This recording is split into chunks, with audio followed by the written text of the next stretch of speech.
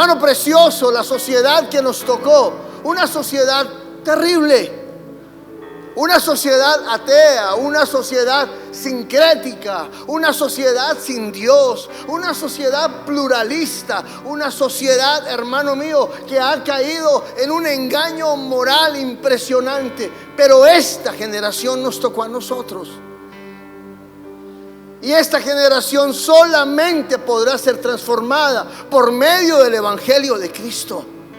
Aquí no hay reformas políticas, aquí no hay nuevas elecciones, aquí no necesitamos un presidente de derecha ni uno de izquierda. Aquí necesitamos es que Cristo reine sobre Colombia para que Colombia sea diferente, hermano precioso.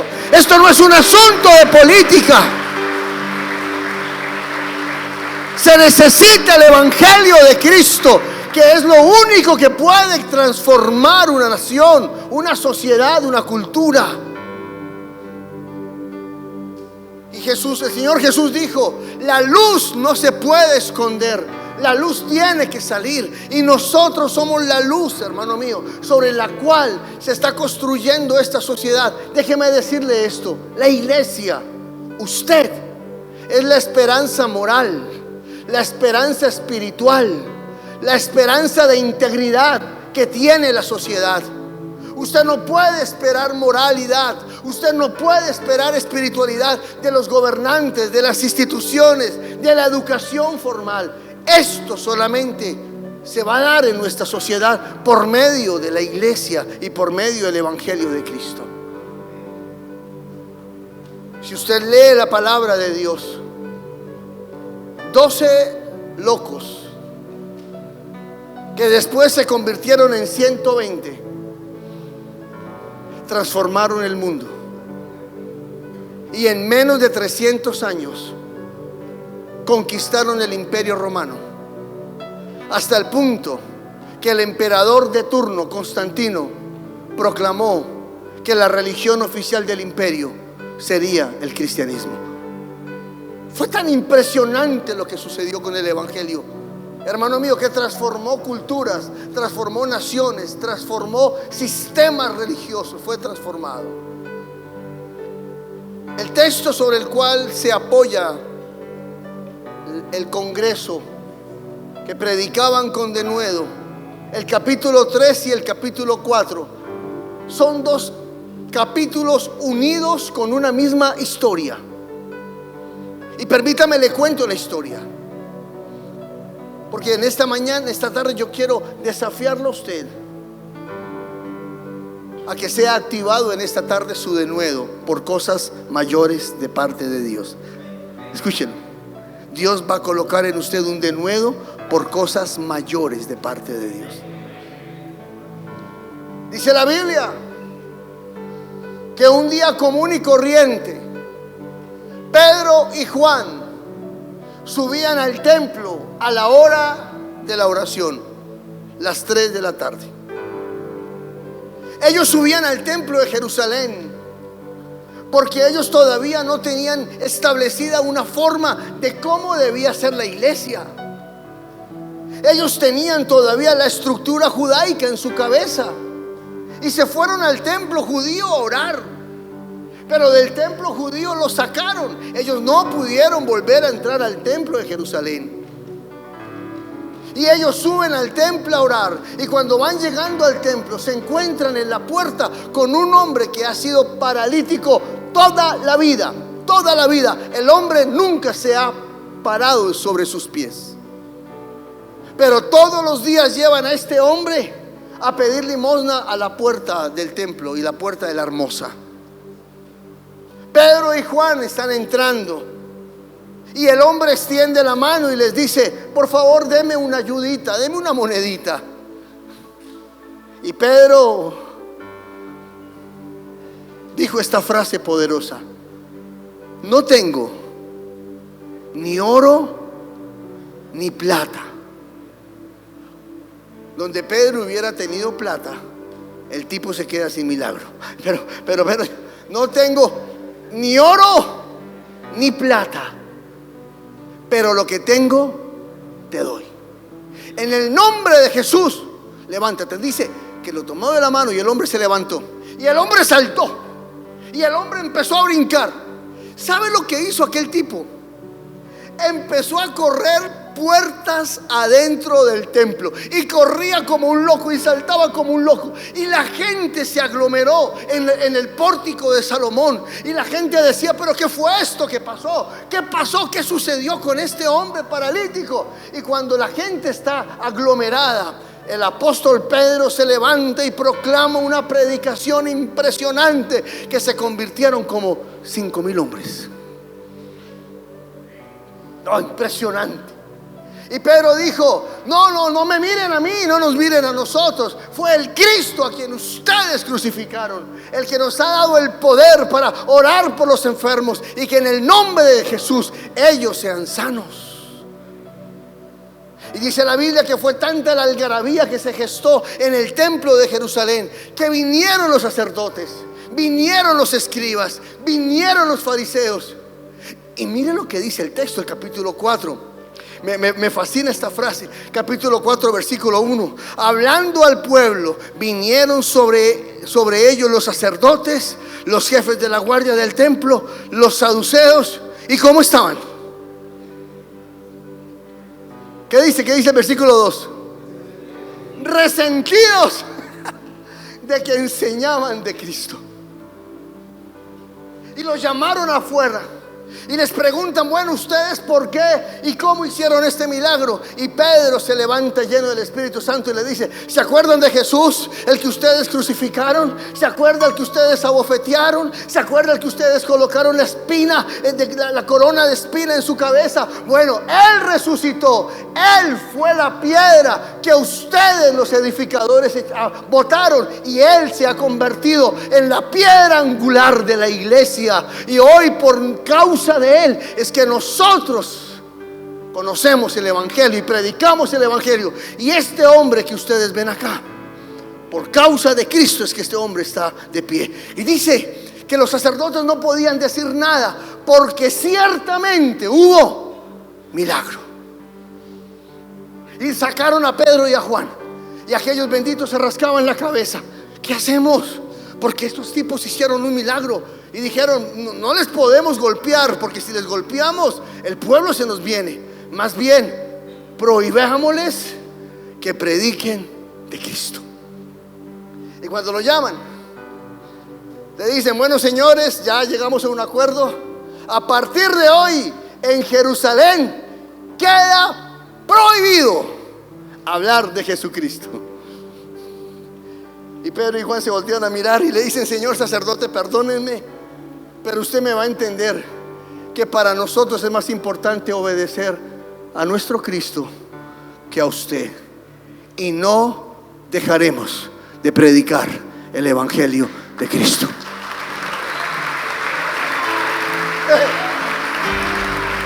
No dejaremos.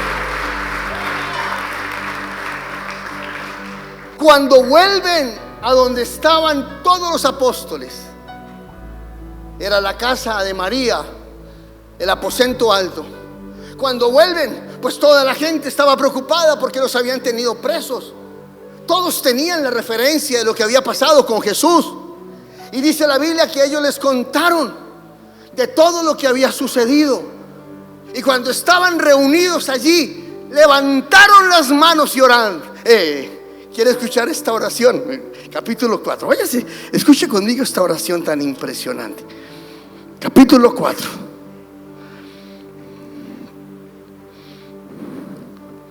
A ver, capítulo 4. Déjeme leer el versículo 24. Pónganle cuidado. Ellos, habiendo oído, alzaron unánimes la voz a Dios y dijeron: soberano Señor, tú eres el Dios que hiciste el cielo y la tierra, el mar y todo lo que en ello hay. Por tu boca, David, tu siervo, dijiste: porque se amotinan las gentes y los pueblos piensan cosas vanas. Se reunieron los reyes de la tierra y los príncipes se juntaron contra el Señor, contra tu Cristo, porque verdaderamente se reunieron en esta ciudad contra tu santo Hijo Jesús, a quien ungiste Herodes y Poncio Pilato con los gentiles y el pueblo de Israel, para hacer cuanto tu mano y tu consejo había antes determinado que sucediese. Escuche esto. Y ahora, Señor, mira sus amenazas y concede a tus siervos que con denuedo hablen la palabra, mientras extiendes tu mano para que se hagan sanidades y señales y prodigios en el nombre. Por favor, lea conmigo este texto y abrácelo para usted. Mientras extiendes tu mano para que se hagan sanidades, señales y prodigios mediante el nombre de tu santo Hijo Jesús. Escúchelo. Y cuando hubieron orado, el lugar en que estaban congregados, ¿qué pasó? Tembló, y todos fueron llenos del Espíritu Santo y hablaban ¿cómo? Hablaban con denuedo la palabra de Dios. Oye, hermano mío, este pasaje es extraordinario. Ahora, permítanme, simplemente quiero extraer unos principios porque creo que vale la pena entenderlos para orar por ellos. Primero, ¿por qué se necesita hoy hombres con denuedo por la predicación? Le voy a dar razones sencillas. Primera razón, porque solo Cristo puede cambiar el destino de un hombre. ¿Cuántos lo creen? Solo Cristo puede cambiar el destino de un hombre. El versículo 1, 2 del capítulo 3 dice que había un hombre postrado durante 40 años, postrado en el suelo, acostado en una camilla, porque no podía caminar.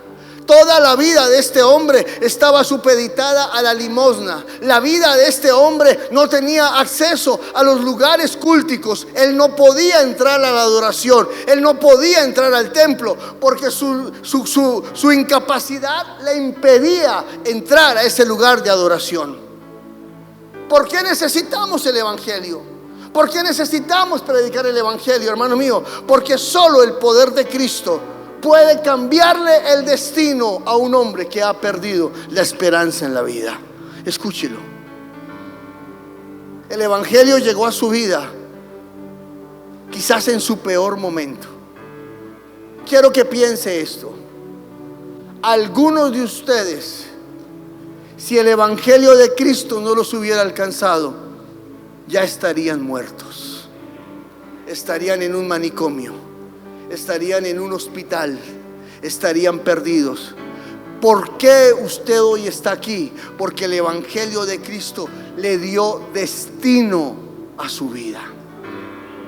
¿Por qué necesitamos predicar el evangelio de Cristo? Segundo, hermano mío, porque solo el evangelio de Cristo puede romper la religiosidad inoperante.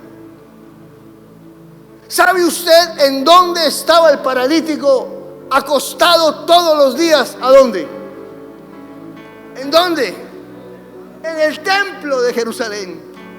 En el templo donde entraban los sacerdotes. En el templo donde entraban los levitas. En el templo donde se ofrecían los sacrificios.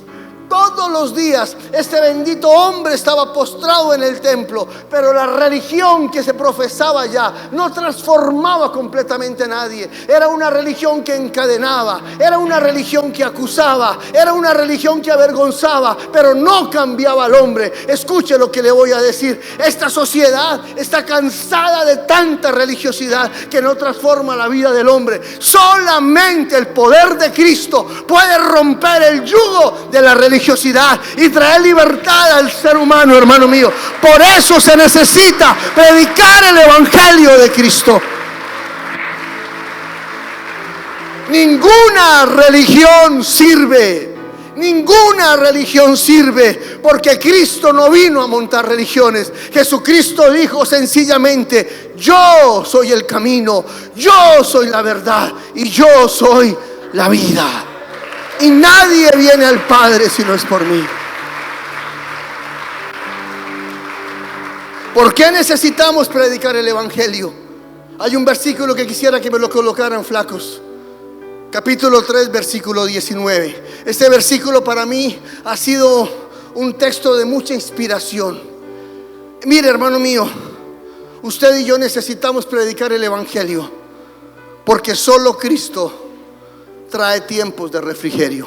Mire lo que dice: así que arrepentíos y convertíos, para que sean borrados vuestros pecados, y para que venga de la presencia del Señor, ¿qué? ¿Tiempos de qué? Escúchelo. ¿Sabe por qué estamos predicando el evangelio en esta casa? ¿Sabe por qué se organizó este congreso para hombres? Porque quizás aquí hay hombres que llegaron a este lugar con pensamientos de suicidio, con pensamientos de muerte, con pensamientos de divorcio, con pensamientos de separación, con pensamientos de salir huyendo, de salir corriendo. Pero nosotros le estamos predicando a usted un evangelio que puede traer refrigerio a su alma, que puede traer esperanza a su vida, que puede cambiar su destino por completo. Simplemente la Biblia dice: arrepentíos y convertíos, para que sean borrados vuestros pecados y para que vengan de parte de Dios tiempos de refrigerio. Solo el evangelio puede traer tiempos de refrigerio.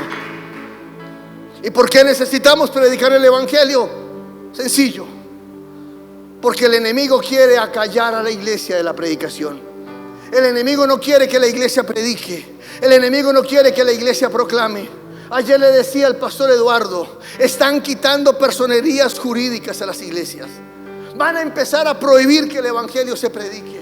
Van a empezar, hermano mío, a reducirnos los espacios para poder impactar con el evangelio. Van a empezar a cerrar escenarios. Van a empezar a prohibirnos quizás predicar en las calles. Pero déjeme decirle esto, hermano mío, que por más que el enemigo se quiera interponer o nos quiera callar, nuestra voz más gritará, nuestra voz más se expandirá y el evangelio correrá, porque el enemigo no podrá acallar nuestra voz para predicar el evangelio de Cristo.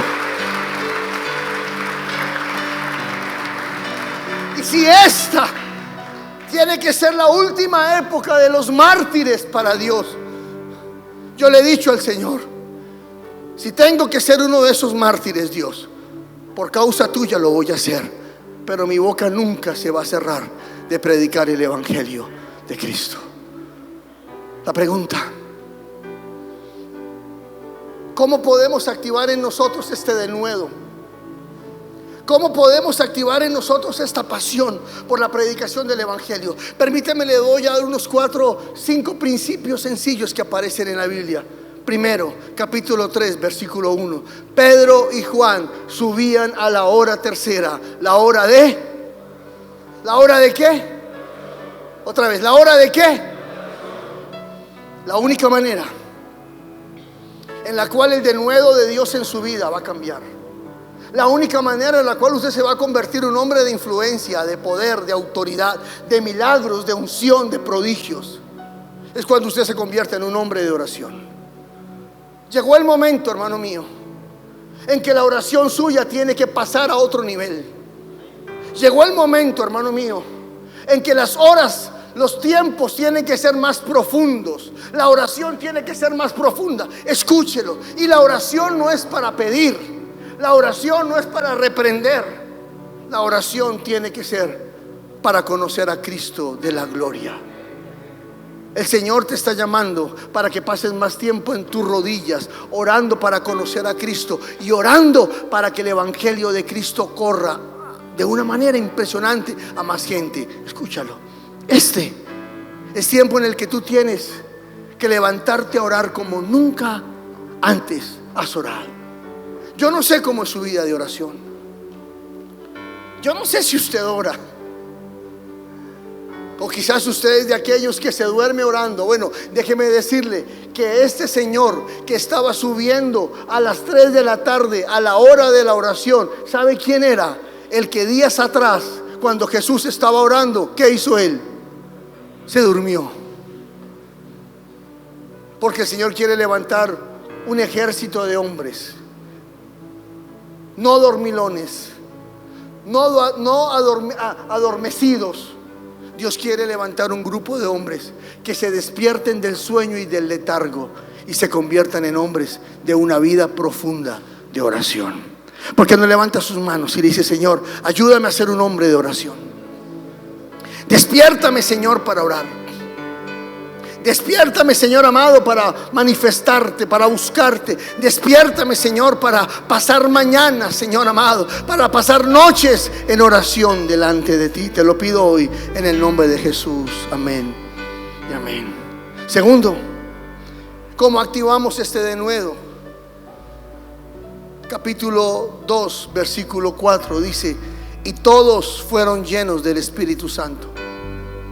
Capítulo 8, versículo 8, capítulo 4, perdón, versículo 8 dice: y Pedro lleno del Espíritu Santo. El texto que leí ahorita, cuando estaban orando en la casa, dice la Biblia que todos fueron ¿qué? Llenos. Este tiempo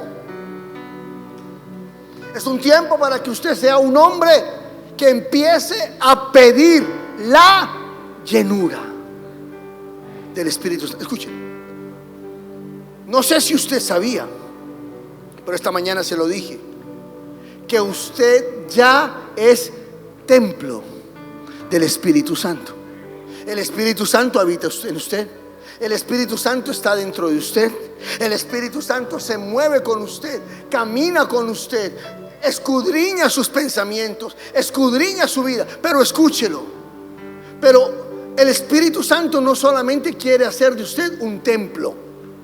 El Espíritu Santo lo quiere a usted llenar de la gloria de Él. ¿Sabe por qué? Porque solo la gloria de Dios en su vida es la que va a manifestar lo sobrenatural. Solo la gloria de Dios es la que va a activar en usted los milagros. Solo la gloria de Dios es la que va a activar en usted el poder. Solo la gloria de Dios es la que le va a permitir a usted ser un creyente diferente en una época como la que estamos viviendo hoy. Usted y yo necesitamos ser llenos del Espíritu Santo de Dios. Tercer secreto, capítulo 3, versículo 6. Necesito leerlo.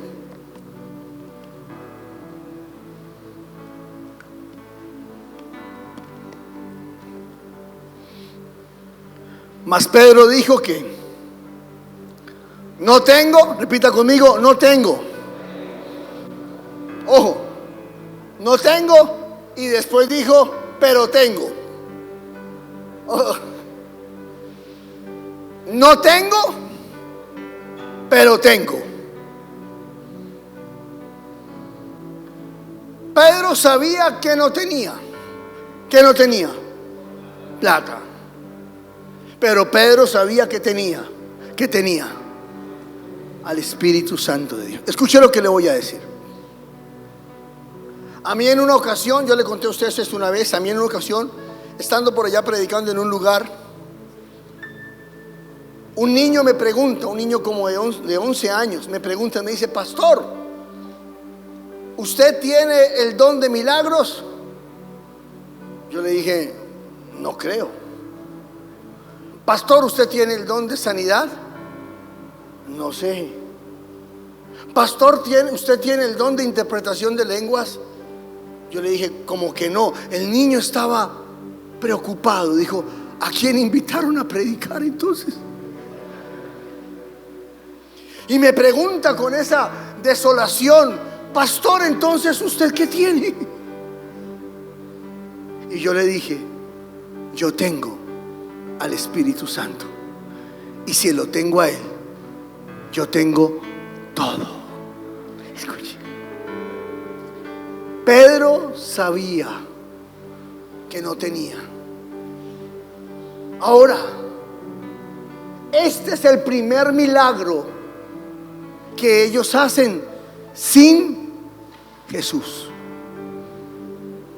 Es el primer milagro que sucede sin Jesús. Van caminando, se encuentran un paralítico y el paralítico se queda mirándolos y Pedro se acordó. Ahora, ¿de qué se acordó Pedro?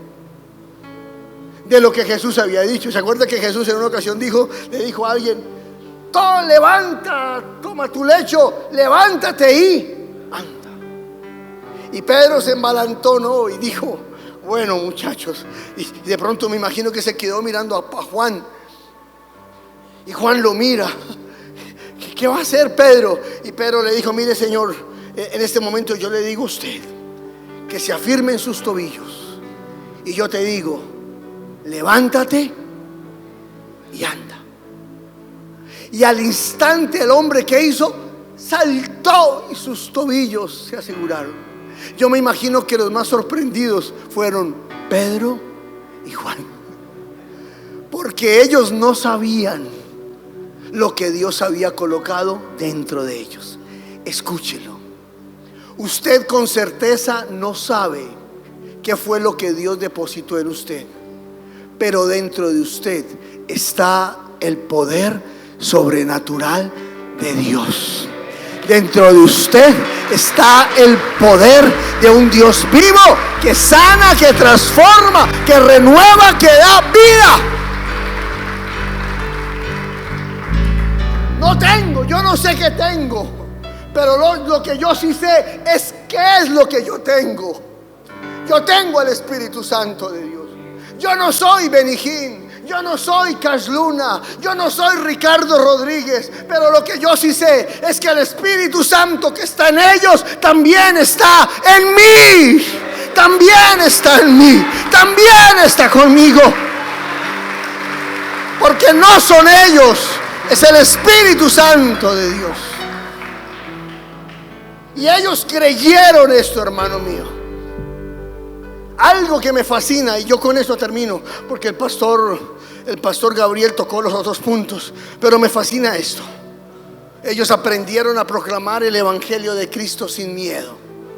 Tiene que llegar un momento, hermano precioso, en que a usted no le dé miedo proclamar el evangelio. Esté ante sacerdotes, esté ante la guardia, esté ante senadores, ante quiera quien usted esté. Escúchelo, usted debe saber que usted es portador de la verdad. Usted es portador de las buenas nuevas. Usted es portador del evangelio de Cristo. Y nadie más, hermano mío, tiene la autoridad para proclamar esa verdad sino usted. No tenga vergüenza, no tenga miedo. Hable la palabra, porque Dios lo respaldará a usted con poder, con milagros, con señales y de una manera poderosa. Y termino, déjenme terminar. Termino con el capítulo 4, versículo 19. Este es el texto lema. Mire este texto.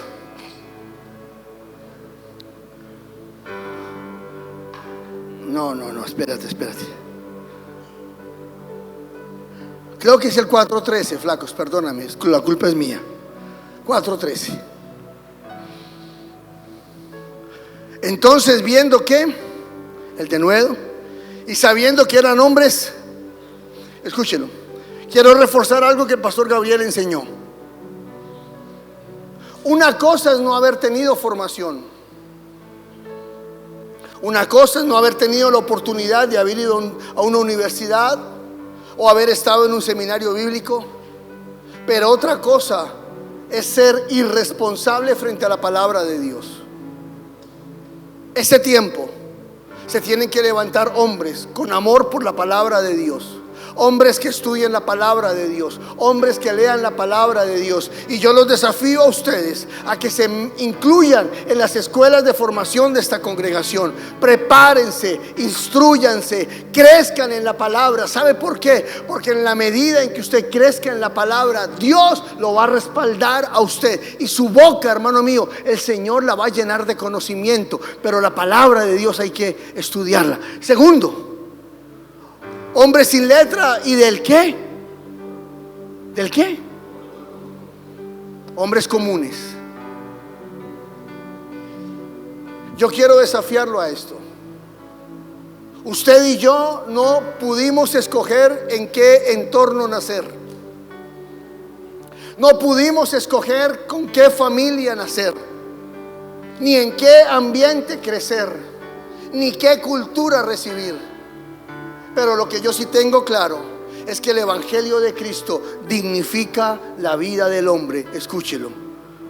Y el Señor sí puede cambiar su cultura, sus hábitos, su forma de comer, su forma de hablar, su forma de vestir, su forma de pensar. El Señor sí lo puede sacar a usted de un hombre común y corriente y convertirlo en un hombre del reino de los cielos. Usted y yo sí podemos ser cambiados por Él.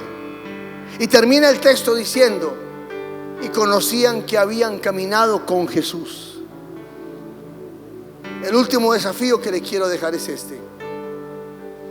Tenemos que ser hombres que aprendamos a caminar todos los días de nuestra vida con nuestro Señor Jesucristo. Camine con Él, enamórese de Él, viva para Él, esfuércese por ser como Él, esfuércese, hermano mío, por imitarlo a Él. Él es el modelo de nuestra vida y Él es la meta de nuestra existencia. Ser como Cristo debe ser nuestra pasión.